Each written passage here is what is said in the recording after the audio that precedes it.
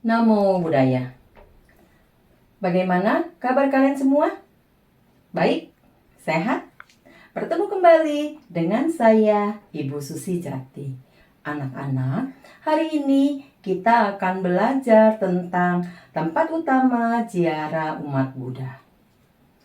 Apakah ada yang tahu? Benar sekali. Mari kita persiapkan diri untuk belajar.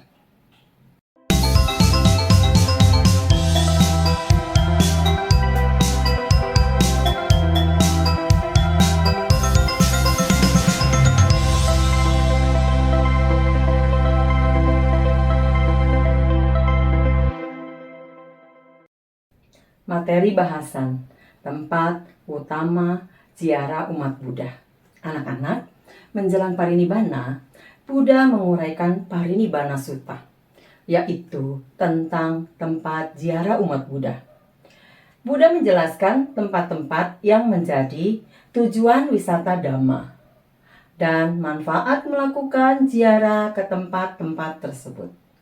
Ada yang masih ingat nama tempat-tempat tersebut? Bagus sekali. Silahkan. Benar. Keempat tempat tersebut adalah 1. Lumbini, tempat kelahiran Tathagata.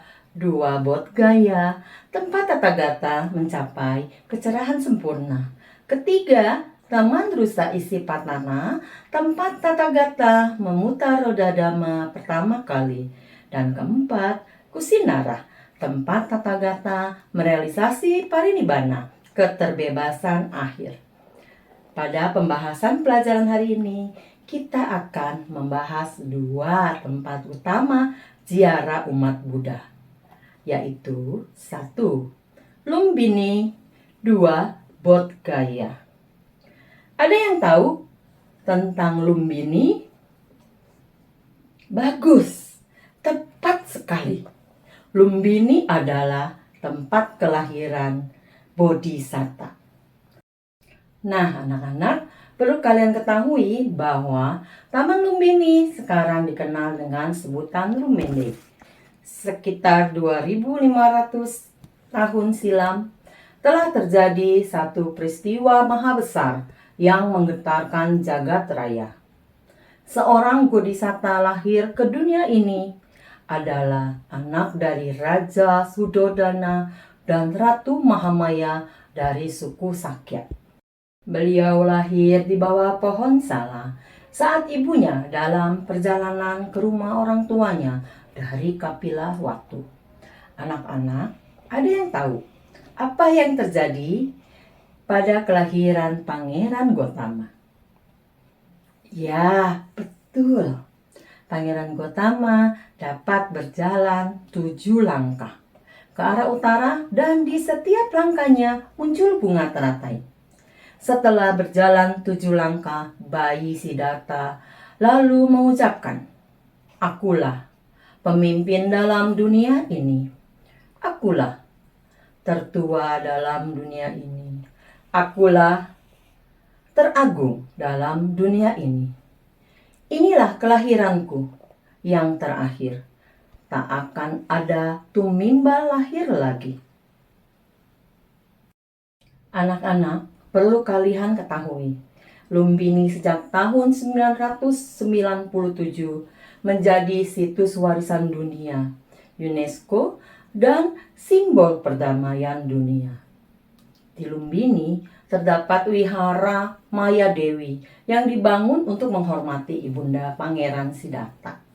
Di belakang wihara terdapat pilar Asoka setinggi 6 meter yang menandainya sebagai tempat kelahiran Buddha.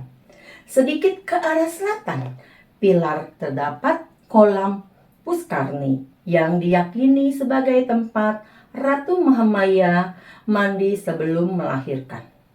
Sedangkan di luar kompleks wihara Maya Dewi terdapat sekitar 40 wihara dari negara-negara Buddha Asia. Salah satunya adalah Wiswa Santi Stupa yang dibangun oleh komunitas Buddha dari Jepang. Anak-anak, saat berada di Lumbini, kita kita sebaiknya merenungkan dua hal, yaitu yang pertama, kelahiran Buddha di dunia sangatlah berharga. Ini merupakan sebab kebahagiaan. Buddha lahir ke dunia untuk mengajarkan Dharma yang membimbing manusia dan dewa bebas dari penderitaan. Kedua, mensyukuri kelahiran sebagai manusia yang dapat mengenal ajaran Buddha. Kenapa demikian? Untuk terlahir sebagai manusia tidaklah mudah. Kita harus memiliki karma baik yang sangat besar. Oleh karenanya, kita harus mensyukuri kehidupan ini dengan melakukan kebajikan dan bertekad untuk giat mempelajari dan mempraktikkan Dhamma. Ketika di Lumbini, sangat baik untuk membaca perenungan sifat-sifat luhur Buddha yang terdapat dalam Parita Buddha Nusati, agar sifat-sifat luhur Buddha meresap dan menjadi karakter dalam diri kita. Baik anak-anak, kita lanjut ke tempat utama ziarah kedua, yaitu Bodh Gaya. Bodh Gaya saat ini dikenal dengan nama Kota Gaya, negara bagian Bihar, India. Merupakan tempat Pangeran Siddhartha Gautama mencapai pencerahan penuh saat duduk bermeditasi di bawah pohon Bodhi atau Ficus religiosa. Bodh Gaya berada di tepi sungai Nerajara. Di sini terdapat pohon Bodhi yang merupakan keturunan dari pohon aslinya Wajrasana, yaitu tempat duduk intan yang berada di bawah pohon. Dan Wihara Mahabodhi dengan puncak menara setinggi 52 meter. Anak-anak, perlu kalian ketahui, sejak tahun 2002, Wihara Mahabodhi menjadi situs warisan dunia UNESCO. Di sebelah timur Bodh Gaya terdapat stupa Sujata. Anak-anak, ada yang ingat siapa Sujata? Benar sekali, Sujata adalah yang mempersembahkan nasi susu kepada petapa Gautama sebagai makanan terakhir sebelum mencapai pencerahan sempurna. Banyak orang mengunjungi Bodh Gaya untuk bermeditasi, melantunkan nyanyian pujian, mempersembahkan bunga dan dupa, melakukan sujud dan kegiatan ritual lainnya dengan penuh bakti dan konsentrasi yang tinggi. Bagi banyak orang, duduk bermeditasi di bawah pohon Bodhi, di mana Buddha sendiri duduk, merupakan pengalaman spiritual yang mendalam. Pada saat di Bodh Gaya, bacalah perenungan terhadap sifat-sifat luhur Dhamma yang terdapat di Parita Dhamma Nusati. Kemudian, renungkan dua hal ini. Pertama, bahwa Bodhisatta Siddhartha mampu mencapai penerangan sempurna dengan penuh perjuangan.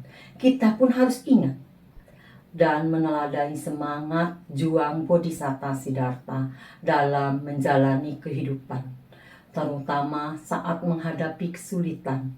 Kita akan menjadi lebih bersemangat. Kedua, semua makhluk memiliki kesempatan menjadi Buddha. Maka hendaknya kita menjadi lebih bersemangat dalam melakukan kebajikan agar dapat merealisasi kebudaan seperti Buddha Gautama. Bagaimana anak-anak? Apakah kalian sudah memahami tentang tempat utama ziarah umat Buddha? Jika belum, silakan tonton kembali videonya. Setelah itu kerjakan latihan dan penilaian. Terima kasih. Namo Buddhaya.